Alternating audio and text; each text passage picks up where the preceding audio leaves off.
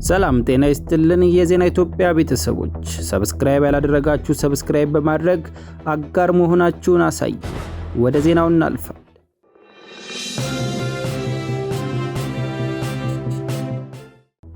በመካከለኛው ምስራቅ የተቀሰቀሰው ጦርነት ሶስተኛ ሳምንቱን በያዘበት በዚህ ወቅት በአሜሪካ መንግስት ከፍተኛ አመራር ውስጥ መከፋፈል ታይቷል።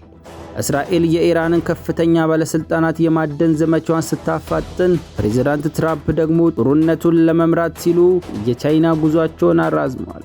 የዩናይትድ ስቴትስ ብሔራዊ የጸረ ሽብርተኝነት ማዕከል ዳይሬክተር ጆን ኬት በኢራን ውስጥ እየተካሄደ ያለው ጦርነት በበጎ ሕሊና መደገፍ አልችልም በማለት ስልጣናቸውን መልቀቃቸውን አስታውቀዋል።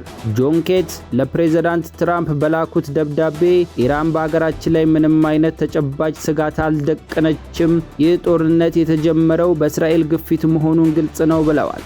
የቀድሞ ወታደር የሆኑ ኬንት በእስራኤል በተፈበረከ ጦርነት ሚስታቸውን ማጣታቸውን በማስታወስ ቀጣዩ ትውልድ ለማያስፈልግ ጦርነት እንዲማገድ እንደማይፈቅዱ ገልጸዋል።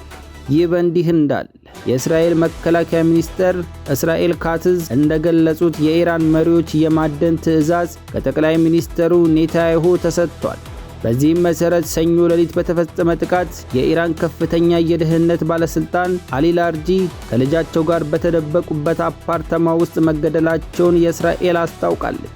ላርጂ ለ12 ዓመታት የፓርላማ አፈ ጉባኤ የነበሩና በኒውክሌር ድርድር ላይ ትልቅ ሚና የነበራቸው ባለስልጣን ነበሩ። በተጨማሪም ባሲጂ የተባለ የኢራን ታጣቂ ኃይል አዛዥ ጎላም ሬዛ ሶሊማኒ መገደላቸው ተገልጿል። ፕሬዝዳንት ትራምፕ በበኩላቸው ጦርነቱን ከሀገር ውስጥ ሆነው ለመምራት ሲሉ በመጋቢት ወር ሊያደርጉት የነበረውን የቻይና ጉዞ ለአንድ ወራት ገደማ አራዝመዋል። ትራምፕ ቻይና የሆርሙዝ ወሽመጥ እንዲከፈት የማታግዝ ከሆነ የሁለቱ አገር ግንኙነት ሊሻክር እንደሚችል አስጠንቅቀዋል። የአውሮፓ ሀገራት ግን ትራምፕ የሆርሙዝ ሰርጥን ለመጠበቅ ላቀረቡት ጥሪ ምላሽ ከመስጠት ተቆጥበዋል። ዩኬ፣ ጀርመን፣ ፈረንሳይ የኛ ጦርነት አይደለም በሚል ራሳቸውን አርቀዋል። በአጠቃላይ ጦርነቱ በዲፕሎማሲያዊ ሆነ በወታደራዊ መስክ እየለየ መጥቷል።